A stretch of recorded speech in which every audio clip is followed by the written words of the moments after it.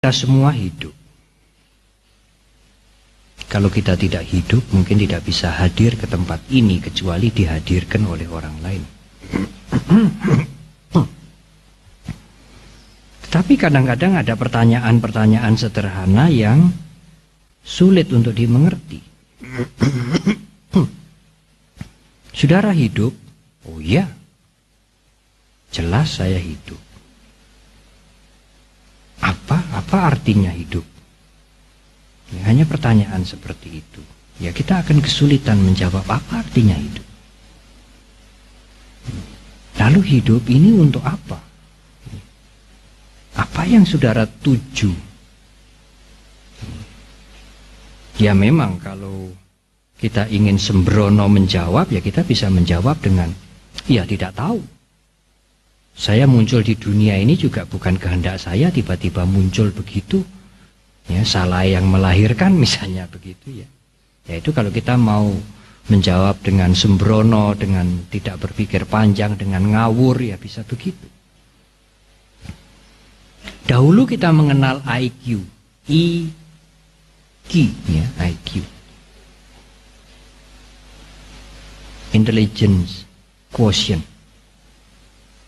Jadi kalau orang mendengar, banyak mendengar. Tetapi tidak sekedar mendengar. Dari apa yang dia lihat, yang dia dengar itu lalu timbul sesuatu dalam pikirannya. Timbul kreasi baru, timbul kreativitas. Orang mengatakan, oh dia cerdas. Yang lain mendengar, disimpan. Hanya sekedar dengar, sekedar simpan. Tapi orang ini cerdas. Punya kreasi, punya kreativitas, punya penemuan-penemuan, punya sesuatu yang baru. Dan itu jadi kebanggaan. Waktu saya SMP, SMA itu kalau IQ-nya 100, wah hebat, genius. Tapi setelah lama-lama dunia berkembang, disadari bahwa kecerdasan tidak membawa keberhasilan dalam kehidupan ini.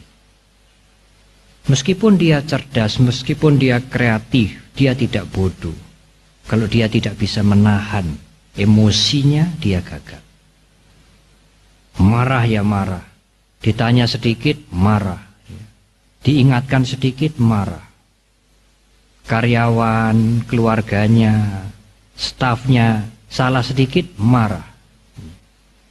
Ya kalau pinter semua tidak ada yang jadi karyawan ya, bos semua ya.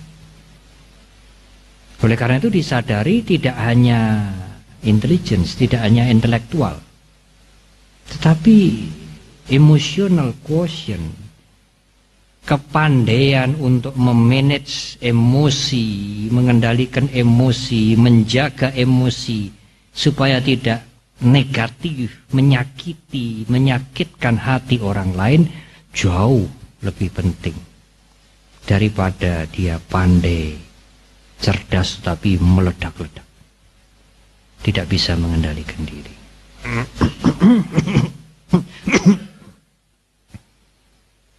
Nah, sampai ada sekolah untuk mendewasakan emosi. Ya, saya berpikir kalau belajar dhamma dan mau melatih meditasi, mengasah kewaspadaannya, itu sebetulnya sekolah seumur hidup untuk mengendalikan emosi. Jadi sekarang ada IQ, ada EQ, ada EQ, ada EQ. Yang satu urusan intelektualitas, yang satu urusan emosi. Yang ideal itu dia pandai, dia kreatif, dia cerdas, dia tidak bodoh, dia tidak pasif, ya. Tetapi juga dia mampu mengendalikan emosinya. Ya, tidak meledak-ledak, sekalipun menghadapi hal-hal yang tidak menyenangkan, dia bisa mengendalikan diri, dia bisa tenang. Dia bisa memberikan nasihat dengan tidak menyakiti, dia ditegur dengan tidak sakit hati. Ya. Dia memimpin yang lain dengan kebijaksanaan, bukan dengan kekerasan, bukan dengan intimidasi, bukan dengan ancaman. mampu. Tetapi ada sesuatu yang kurang juga. Kurangnya apa? La nek wis iso kaya ngene kuwi ge apa? Kalau sudah cerdas lalu bisa mengendalikan emosi, tidak meledak-ledak, memimpin yang lain, ya, tidak berangasan, tidak garang, tenang, sudah bisa, lalu ge apa? Lalu untuk apa ini semua ini untuk apa? Kalau kita sudah mampu mempunyai kecerdasan dan mengendalikan emosi sudah dengan dilatih dan mampu, lalu sudah bisa, ya sudah, ya, lalu untuk apa? Untuk apa ini semua? Sehingga muncul SQ, tapi bukan pesawat kepunyaan Singapura, spiritual quotient. Ada dimensi spiritual yang membuat kita mengerti apa gunanya hidup ini, apa tujuan kita makan, punya badan sehat, mengendalikan emosi, tidak menyakiti yang lain. Nah, itu harus didapatkan dengan pengertian-pengertian, dengan meningkatkan spiritualitas kita. Kalau kita tidak mengerti seluk-beluk tentang spiritualitas, ya lama-lama kita kemudian bosan. Kepandaian sudah, saya sampai doktor misalnya, ya. Kemana-mana hampir pernah. Latihan mengendalikan diri, mempunyai perilaku yang baik, ya, saya berjuang dan melatih itu. Dan akhirnya dia bertanya, untuk apa semuanya ini? Itulah ibu bapak dan saudara-saudara, perlunya kemudian kita menengok spiritualitas, menengok pelajaran agama secara luas. Bukan agama difahami bagaimana sembahyang yang benar, supaya sembahyangnya diterima, tidak ditolak, ya tidak hanya sekedar begitu. Bagaimana baca parita yang bagus, yang suaranya enak didengar, tidak sekedar itu. Tapi mendekati, belajar, berhubungan dengan agama untuk mencari makna hidup ini.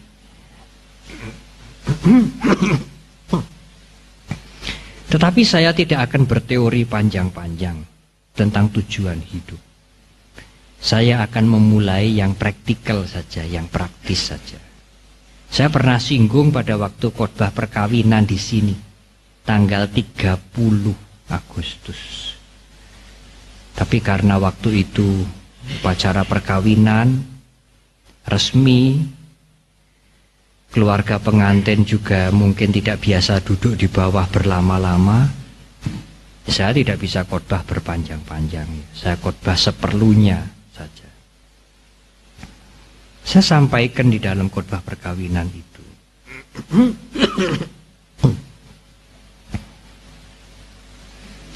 pada waktu orang sedang mau menikah, sebetulnya bahasa Indonesia, ingat ibu bapak ya, pernikahan dan perkawinan bahasa Indonesia itu artinya sama.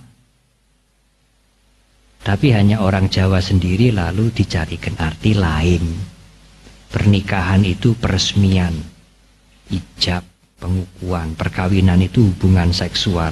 Itu bukan bahasa Indonesia yang baku.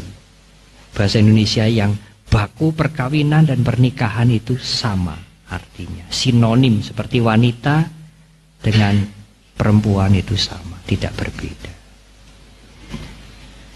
Sebelum seseorang resmi dalam upacara perkawinan, lagi senang, lagi berpacaran, sang pria selalu berpikir, apa ya yang bisa saya lakukan supaya pacar saya, pasangan saya tidak kecewa, senang, suka, bahagia. Dia selalu mematut-matut dirinya, menjaga ucapannya, jangan sampai menyakiti pasangannya. Demikian juga sang wanita juga berbuat yang sama kepada calon suaminya. Saya harus berpatut-patut diri, menjaga diri, membantu, melakukan sesuatu kepada suami saya, calon mertua saya, supaya dia tidak sakit hati, dia tidak kecewa. Saya berpikir, kalau ini bisa seterusnya, alangkah baiknya. Tetapi kalau perkawinan, upacara perkawinan sudah selesai, 2 bulan, 3 bulan, setahun, 2 tahun, punya anak 1, anak 2, berubah terbalik sama sekali. Sang suami sekarang sang bapak berpikir, mbok kamu, istriku, anak-anakku, stafku, pegawaiku itu ngerti toh pada aku. Apa yang aku suka, apa yang aku tidak suka, ngerti yo. Jangan membuat aku susah, sedih, terseksa. Kudu nyenengke aku. Demikian juga sang istri, sang ibu. Kamu itu mbok tahu toh ibu, kamu itu harus tahu toh mama. Apa yang ibu tidak suka, apa yang aku tidak suka. Suamiku, anak-anakku, pegawaiku, stafku itu harus tahu aku. Jangan bikin aku susah. Harus tahu bagaimana membahagiakan ibu ini bagaimana. Kalau kita berpikir menurut Dhamma, egois amat cara berpikir seperti itu. Egois amat. Berarti sang istri dan anak-anak dan staf dan pegawai harus berkorban untuk menyenangkan satu orang. Bapak. Kalau istrinya ikut-ikutan juga. Suaminya, anak-anaknya, pembantunya, familinya, karyawannya harus rela berkorban untuk nyenengke satu ibu. Apa masuk akal, saudara? Apa tidak masuk akal kalau dibalik?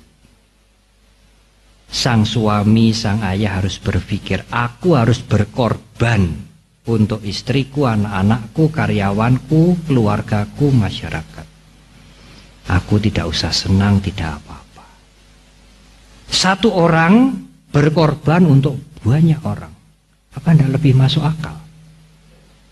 Ketimbang banyak orang harus mengalah berkorban untuk satu orang. Demikian juga istri. Ibu, aku ora usah golek seneng, golek macem-macem. Pokoknya aku bisa nyenengke suami, anak-anakku, keluargaku, masyarakat, hidupku berguna untuk orang banyak, aku seneng. Apa tidak lebih masuk akal begitu? Satu ibu, satu wanita untuk banyak orang. Tidak dibalik. Sak keluarga, sak kantor, sak pabrik untuk satu orang. Tidak masuk akal. Loh Bante, kalau banyak orang bisa nyenengkan kita, apa kita tidak bahagia? Logikanya begitu, tapi kenyataannya tidak.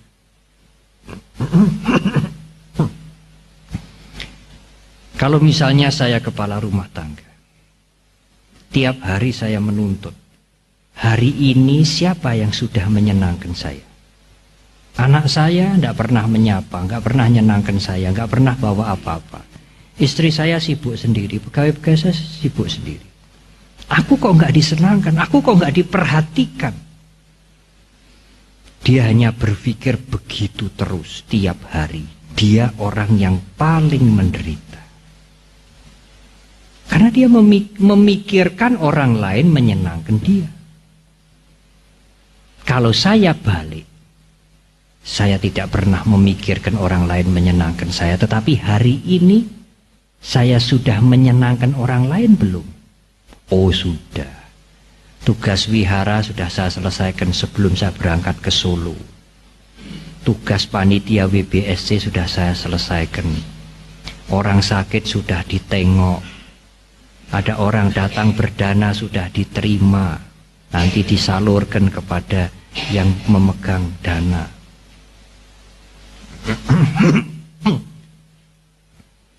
Ada orang yang akan melahirkan sulit, dia minta air parita, hari ini saya sudah kasih. Saya senang. Oh, saya senang saya.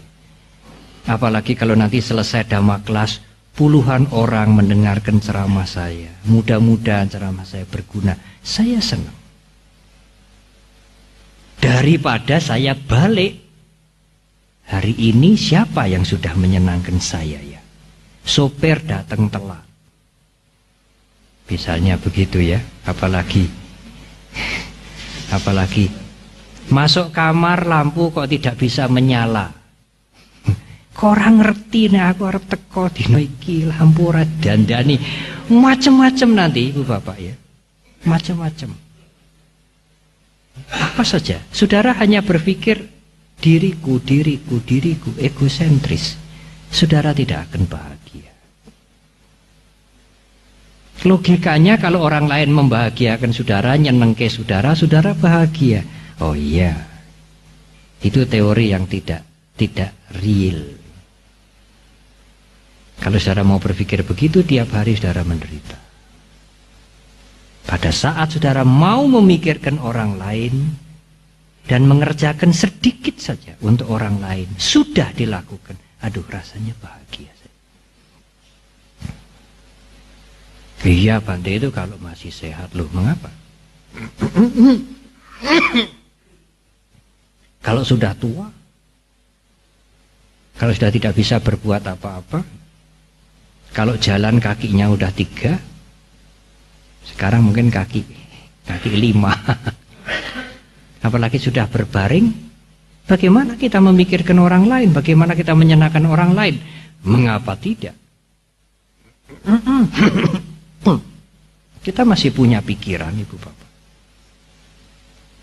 Kalau saudara berbaring, harus berbaring, di rumah sakit tidak boleh jalan-jalan, saudara bisa meditasi cinta kasih. Sambil berbaring, tidak usah duduk. Semoga semua makhluk berbahagia. Semoga semua makhluk berbahagia. Semoga semua makhluk berbahagia. Anda akan bahagia. Cepat mari. Tapi kalau dibalik, aku kok orang mari-mari. Aku kok orang mari-mari. Dokternya bodoh-bodoh. Sang saya loro itu. Nanti perawat semua ndak kebetulan semua itu nanti. Dokter yang besuk sehari sekali masih kurang, nanti dibesuk sehari 2 kali masih kurang. Aku bayar, larang. Jadi meskipun dalam keadaan sakit, kalau saudara mau memikirkan orang lain, berbuat untuk orang lain, Anda akan bahagia. Itulah rahasia kehidupan, saudara. Tidak cocok dengan logika, tetapi cocok dengan kesunyataan. Logikanya kalau saudara ditunggoni dokter tiap hari, diobati, saudara akan gembira.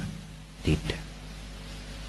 Makin saudara menuntut nanti, menuntut lebih banyak, menuntut lebih banyak, menuntut lebih banyak. Tapi selain saudara mengharap supaya saya lekas sembuh, tapi saudara juga tidak lupa meskipun sakit mengharap orang lain bahagia. Semoga bahagia, semoga bahagia. Secara psikologis, secara ilmu jiwa, saudara melupakan sakit saudara. Saudara memperhatikan, mengharapkan, mendoakan orang lain. Alangkah mulianya orang ini. Dia sendiri sakit, tetapi dia mendoakan orang lain. Meta bawana kan seperti mendoakan orang lain. Semoga semua makhluk berbahagia.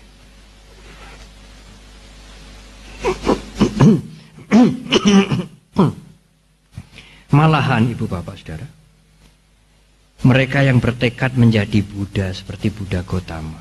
Dalam agama Buddha, menjadi Buddha kan bukan ditunjuk, bukan orang yang dipilih, tapi orang yang sudah mencapai buah dari perjuangannya. Siapa saja bisa menjadi Buddha. Orang yang bercita-cita untuk menjadi Buddha seperti Buddha Gotama disebut Bodhisattva. Apalagi kalau orang bercita-cita jadi Bodhisattva, dia punya ikrar ya, dia punya niat, saya siap lahir dimanapun, dan setiap saya lahir saya akan menggunakan hidup ini untuk membantu yang lain semampu saya, dengan pikiran, dengan ucapan, dengan perbuatan, dengan materi, dengan apa saja. Sebelum jasmaniku hancur, saya akan menggunakan.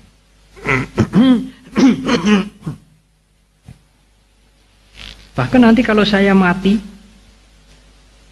saya akan memberikan dua mata saya ini untuk diambil korneanya. Kasih siapa saja yang butuh. Gratis. Ya buat apa terima uang sudah mati?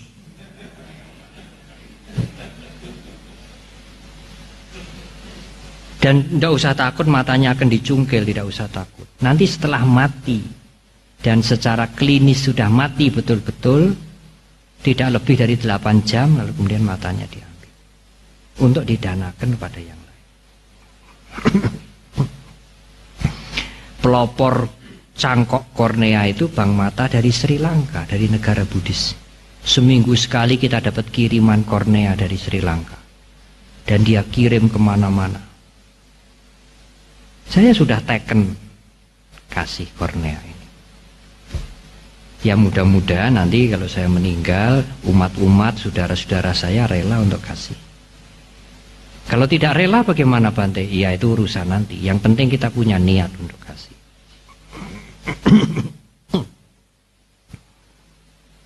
Dan saudara-saudara bisa melakukan itu.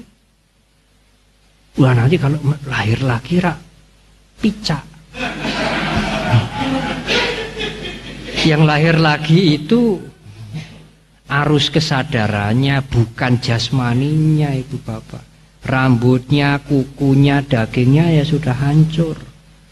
Malah nanti kalau lahir lagi buah karmanya matanya bisa terang mungkin ya. Tidak usah pakai kacamata, tidak usah sering-sering ke dokter mata. Kita berikan apa yang bisa saya lakukan untuk orang banyak. Pikiran, ucapan, perbuatan, jasmani, materi, semuanya.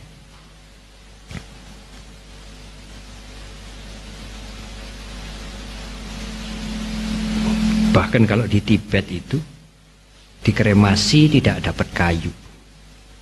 Pohon-pohon jarang sekali. Ditanam, tanahnya itu berbatu-batu. Kalau orang meninggal setelah upacara selesai bagaimana?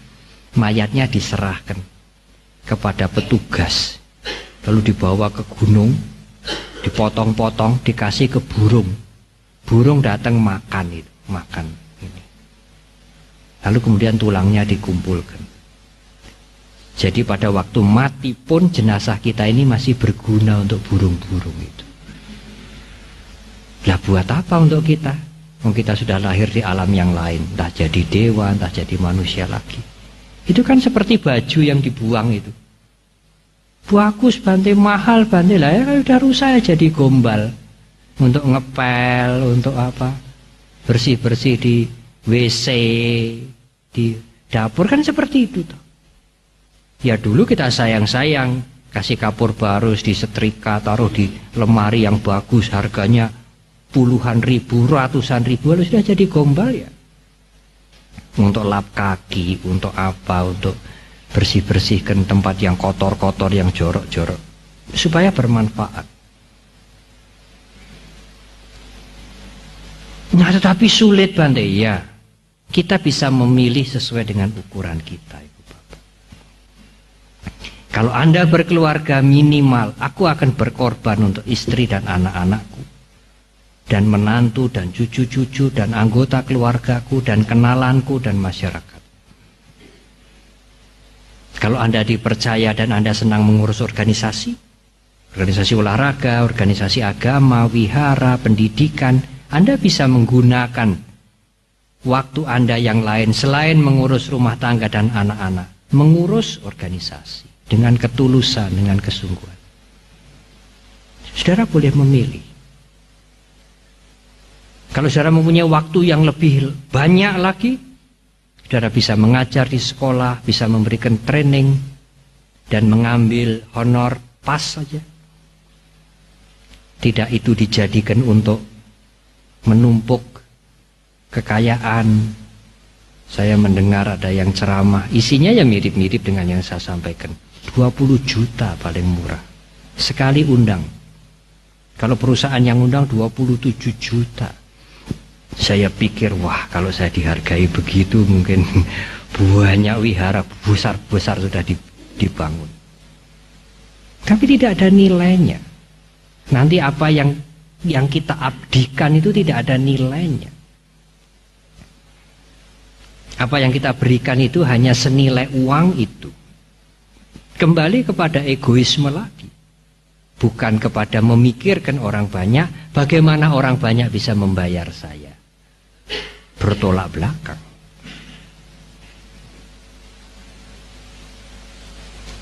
Tetapi Bante, kalau kita menjadi guru, menjadi dosen kan dibayar. Iya, pas. Kalau Anda berdagang, ya berdagang dengan mengambil keuntungan yang wajar. Dengan cara hidup yang sehat. Selain itu kalau ada waktu yang lain untuk masyarakat, untuk organisasi, untuk pendidikan, untuk orang banyak, Anda akan bahagia. Tetapi di dalam pengabdian itu kan ada yang jengkel ada yang memfitnah kita, ada yang tidak cocok dengan kita. Ya, kalau saudara tidak mengabdi apa ya juga tidak jengkel. Saya tidak maulah Bante ikut-ikut organisasi, ikut-ikut apa itu perkumpulan, nanti malah jengkel, malah mendapatkan musuh. Lalu bagaimana? Saya di rumah sajalah ngurus rumah. Apa tidak ada masalah? Tidak ada kejengkelan, tidak ada kebencian yang muncul. Mungkin lebih hebat. Apalagi kalau saudara mempunyai teman lebih sedikit. Persoalan jengkel dan marah dan kemudian dendam dan kemudian mangkel dan kemudian benci bukan persoalan orang lain, persoalan saudara sendiri. Kalau saudara mengabdi dengan ketulusan, tidak ada masalah itu. Anda tidak diterima ya wis, cari tempat pengabdian yang lain. Tetapi begitu ada interest, begitu ada aku, timbullah penderitaan. Begitu aku itu dilenyapkan, saya hanya berpikir untuk orang lain saja, tidak untuk aku. Tidak ada penderitaan. Nanti bikin surat salah, oh iya saya perbaiki. Nanti kalau bisa ya selain memperbaiki minta maaf, oh iya. Tidak ada penderitaan, tidak ada persoalan. Tapi kalau saya berpikir, wah gengsi ini. Ya masa belum dibahas, belum dikatakan apa sudah dikatakan salah. Kemudian saya harus minta maaf. Harga diri saya di mana? Mulailah penderitaan berjalan. Begitu keakuan muncul, penderitaan berjalan. Semakin muncul, semakin menderita. Semakin kuat, semakin menderita.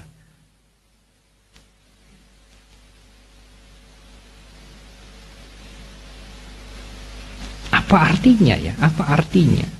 Apa artinya pujian? Apa artinya sanjungan? Kalau hanya itu yang saudara dapatkan, yang saudara inginkan, betapa rendahnya, betapa sepelenya kita hidup ini hanya untuk mencari pujian, sanjungan dan sebagainya. Lalu makna hidup ini sebetulnya bagaimana, Bante? Nah, kalau ibu bapak mendengarkan cerita ini, ibu bapak bisa menarik kesimpulan. Makna hidup itu sesungguhnya adalah membahagiakan orang lain.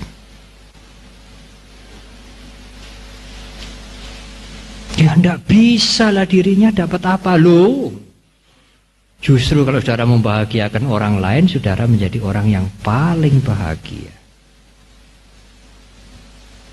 Tadi di depan sudah diuraikan. Dengan membahagiakan orang lain, keserakahan berkurang. Loba, kebencian berkurang. Begitu saudara benci, saudara ingat, loh nek aku benci nanti orang lain akan menderita. Ora sido. Kebencian kita turun tuh. Begitu kita mau serakah, mau mencuri, mau nyolong, nanti dia rugi. Ora sido. Saya pernah cerita, Beli 4.000 sudah mahal banget ya. Duitnya kurang ming 5.000. Ya sudahlah, terpaksa disusui 1.000. Beli 4.000 duitnya 5.000 disusui 1.000. Oh, cepet-cepet karma baik berbuah. Lo karma baik berbuah toh. Oh, susuk 1.000 dari 1.000 ya. Tapi kalau kita ingat, saya harus membahagiakan orang lain. Lah nanti kalau dia ngatasi pegawai, apa tidak dipotong nanti gajinya? Dipotong gajinya untuk membayar itu. Dia sembrono 1.000 diberi 100.000, sama-sama merahnya karena cepat-cepat banyak yang beli. Anda seneng-seneng makan penderitaan dia. Kalau saudara berpikir saya ingin membahagiakan orang lain, kalau saya berbuat begini dia menderita, kembalikan. Ini salah loh. Waduh, dia gembira sekali. Begitu kita ingat, saya sudah berbuat baik, dia akan menderita. Dia tidak jadi menderita. Gajinya nggak jadi dipotong karena saya jujur, saya mengembalikan. Bukan karma baik berbuah. Membahagiakan orang lain mengurangi keserakahan, mengurangi kebencian, mengurangi moha. Moha itulah dedengkot, biang kerok, semua hawa nafsu kejahatan. Moha sinonim dengan awija, kegelapan batin. Puncak dari kegelapan batin itu keakuan. Aku. Padahal menurut agama Buddha, menurut Dhamma, kalau kita mau menganalisa jasmani kita ini wadak. Wadaknya itu ada yang atos, ada yang air, ada yang panas, ada yang gas. Yang bukan wadak apa? Perasaan, pikiran, ingatan, kesadaran. Dianalisa. Tidak ketemu yang disebut aku. Yang solid, yang kekal, yang utuh, tidak ketemu. Kalau kita petani ya, dianalisa. Seperti saudara menganalisa rumah ini, dianalisa bagian boto-boto sebelah sana, bagian pasir-pasir sebelah sini, bagian kayu-kayu sebelah situ, bagian seng-seng sebelah sini, bagian kaca-kaca sebelah sana. Dianalisa, tidak ketemu apa yang disebut intinya rumah, tidak ketemu, tidak ada. Mana intinya rumah yang solid, yang kekal, yang tidak berubah, yang menjadi utama, karena gendeng, karena dinding, karena pintu itu hanya rangken, hanya tambahan. Rumah yang utama, yang menjadi pokok, tidak ketemu. Yang mana? Jadi apa Bante rumah itu? Rumah itu hanya sebutan saja. Sebutan dari kumpulan yang banyak ini. Aku berjasa, aku berbuat baik, aku berkhotbah, aku ingin dihargai. Itu pun juga hanya sebutan jebulan nih. Karena aku itu tidak ada. Podo karo rumah itu. Yang ada hanya kumpulan saja, kumpulan jasmani, pikiran, perasaan, kesadaran yang berubah terus. Rumah ini juga berubah terus. Setiap saat dia berubah, kena angin, kena getaran, kena cuaca. Lama-lama aus, catnya rusak, runtuh, rapuh. Kalau tidak didandani, hancur. Borobudur aja hancur, meskipun didandani sering-sering tetap hancur. Hancurnya itu tidak dadaan, dari saat ke saat dia terkena perubahan. Jadi dengan memikirkan orang lain, loba akan berkurang, kebencian berkurang, kegelapan batin berkurang. Apakah makna hidup ini membahagiakan orang lain? Minimal satu orang, ya suaminya, istrinya. Lebih banyak anak-anaknya, lebih banyak lagi, lebih banyak lagi, lebih banyak lagi. Saudara akan lebih bahagia. Coba kalau tidak bisa menerima karena tidak masuk akal, coba dulu. Masuk akalnya ya kalau semua orang ngopeni kita kan kita bahagia. Iya, logikanya begitu. Kenyataannya berbeda. Anda makin menderita. Anda makin ngopeni orang lain, Andalah yang makin bahagia. Keakuan, keangkuhan, kekikiran, keserakahan, kebencian itu berkurang semua.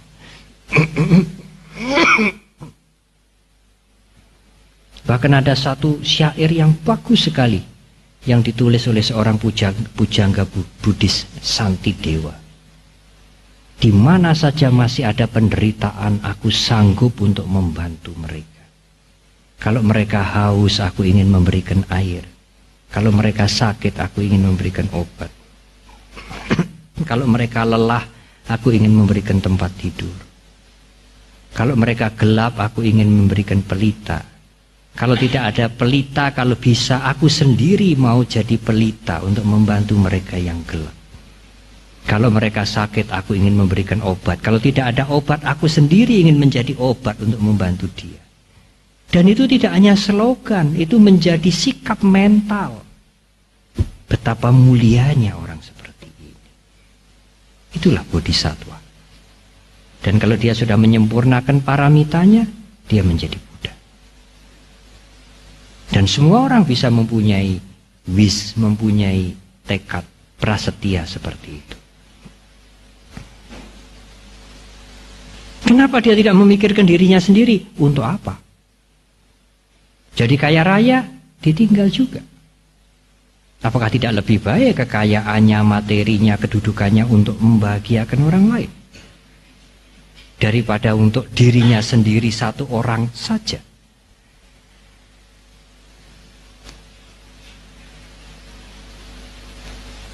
Andai kata toh dilahirkan menjadi binatang, dilahirkan menjadi dewa, aku ingin berguna untuk yang lain. Aku ingin berguna untuk makhluk-makhluk yang lain.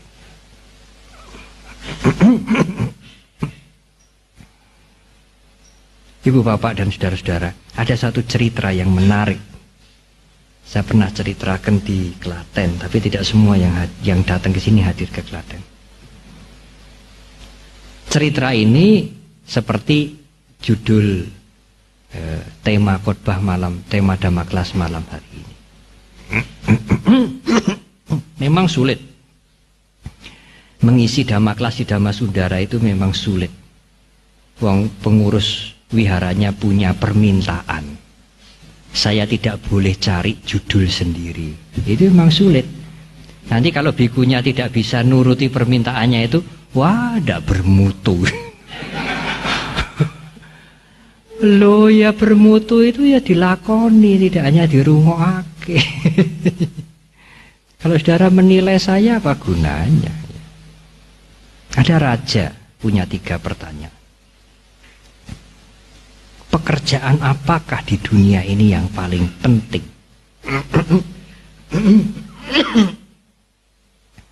Siapakah orang yang paling berharga? Tujuan hidup apakah yang paling mulia? Bagus kan? Maaf.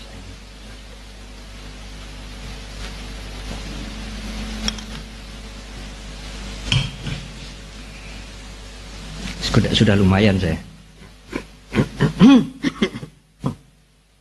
Bulan yang lalu menghabiskan tisu dan ingos tidak habis-habis.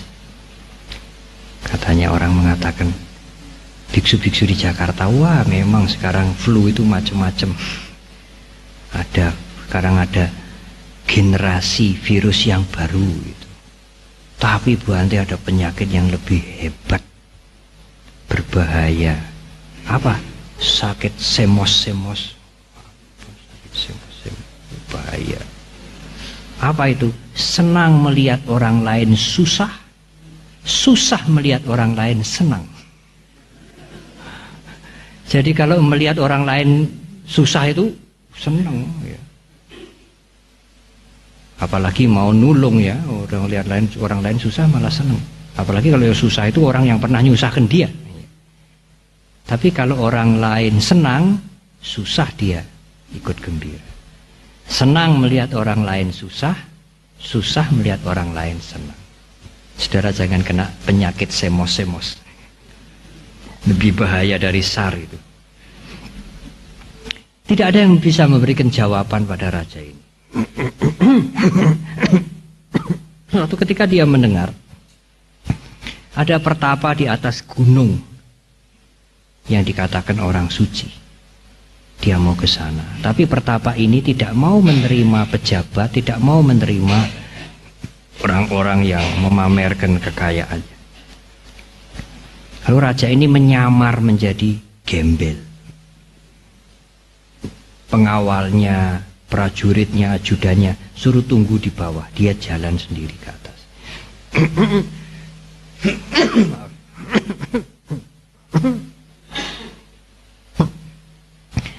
Setelah sampai di atas, orang suci ini lagi mencangkul, menanam bunga apa-apa.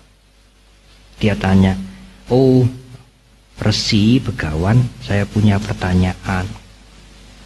Pekerjaan apakah yang paling penting di dunia ini? Siapakah orang yang paling berharga? Tujuan hidup apakah yang paling mulia?" Resinya yang mengatakan, "Tunggu dulu."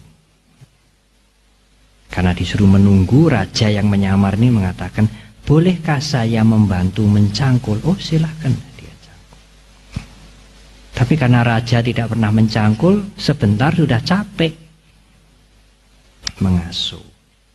Waktu mengasuh bertanya, "Resi, bagaimana pertanyaan saya? Pekerjaan apakah yang paling penting? Siapakah orang yang paling berharga? Tujuan hidup apakah yang paling mulia?" "Tunggu dulu." Karena disuruh menunggu, dia mencangkul lagi. Menjelang sore tiba-tiba ada orang berlari-lari bercucuran darah. Tiba-tiba teriak-teriak, raja itu spontan menolong.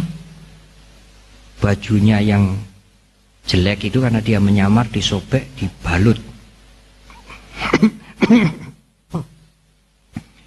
Tidak bisa berhenti, darahnya sobek lagi, dibalut lagi 2 kali.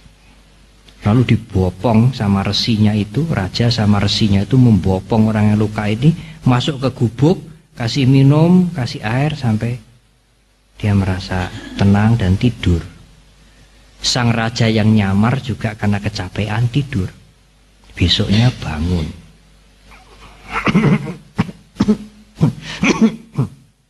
Rajanya terkejut. "Oh, sudah lama saya sudah bermalam semalam di sini." Dan dia lihat yang ditolong itu juga sudah sehat. Begitu sehat, yang ditolong itu bersujud menangis. "Saya mohon ampun Baginda Raja, saya ini musuhmu. Aku melihat Baginda naik ke gunung sendiri, tidak ada ajudan, tidak ada pengawal. Tiba saatnya saya akan membunuh Raja. Tapi saya konangan. Oleh pengawalmu aku dikejar, dipanah. Panahnya berhasil ku cabut, tapi darah bercucuran sampai kamu tolong. Kamu selamatkan. Saya bersumpah mulai sekarang, saya tidak akan membalas dendam, dan saya akan mengabdi kepadamu sampai mati." "Oh ya, terima kasih."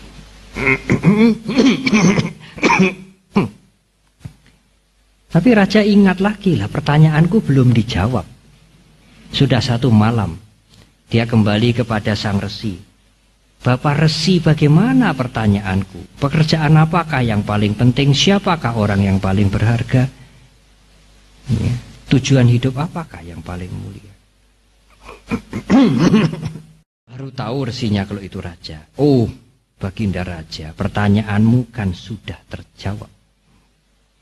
"Loh, bagaimana? Pekerjaan apakah yang paling penting?" "Mencangkul," jawabnya. "Siapakah orang yang paling berharga?" Resi mengatakan, "Aku. Karena aku yang menyuruh Anda mencangkul." Kalau Anda tidak mencangkul sampai sore, tidak saya jawab, Anda tidak sabar, buru-buru pulang di tengah jalan Anda sudah dibunuh itu musuhmu. Tujuan hidup apakah yang paling mulia? Membantu aku mencangkul. Yang pertama. Yang kedua, pekerjaan apakah, perbuatan apakah yang paling penting?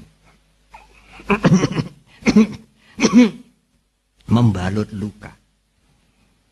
Siapakah orang yang paling berharga? Musuhmu yang terluka. Tujuan hidup apakah yang paling mulia? Membantu orang yang luka. Dua jawaban sekaligus untuk ketiga pertanyaan itu diberi dua jawaban sekaligus.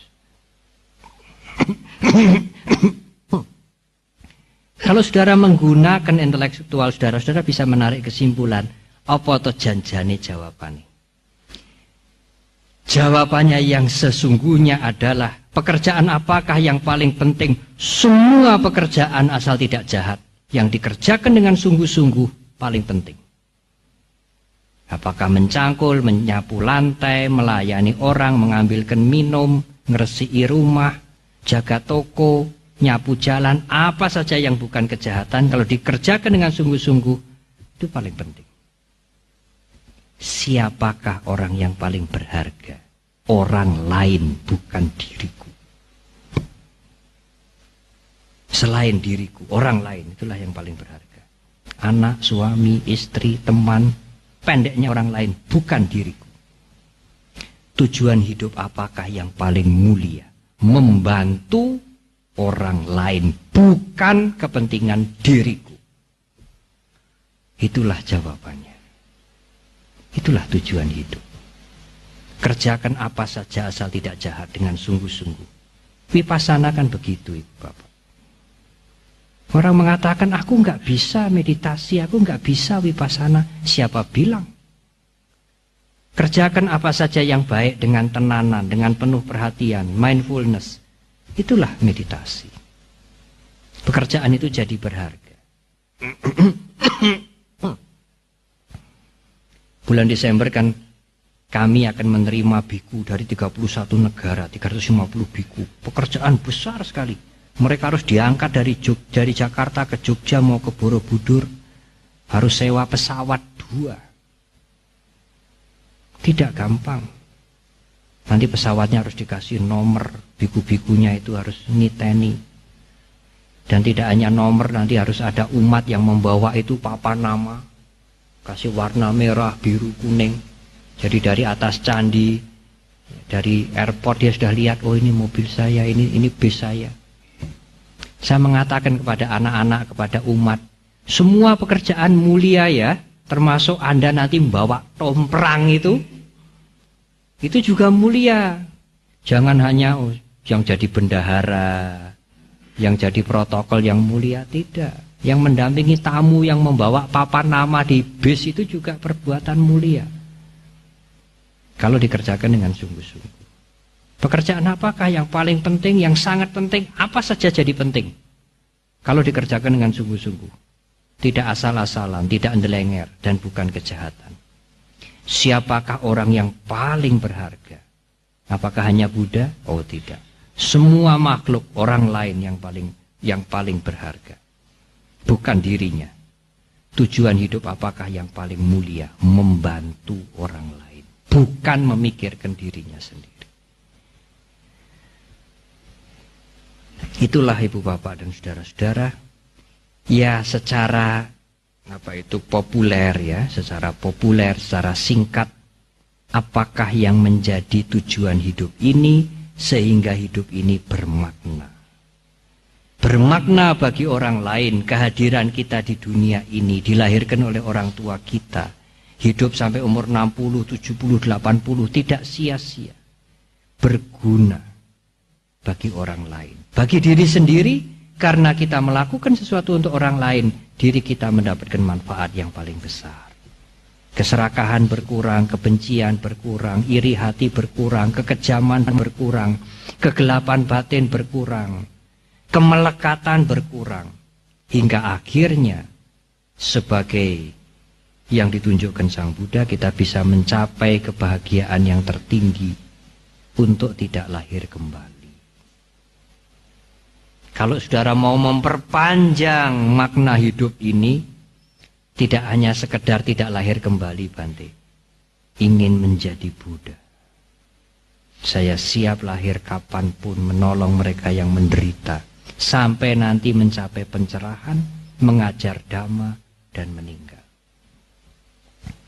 Meskipun guru kita Buddha Gotama meninggal, sampai hari ini kita masih mendengar ajarannya 2500 tahun lebih.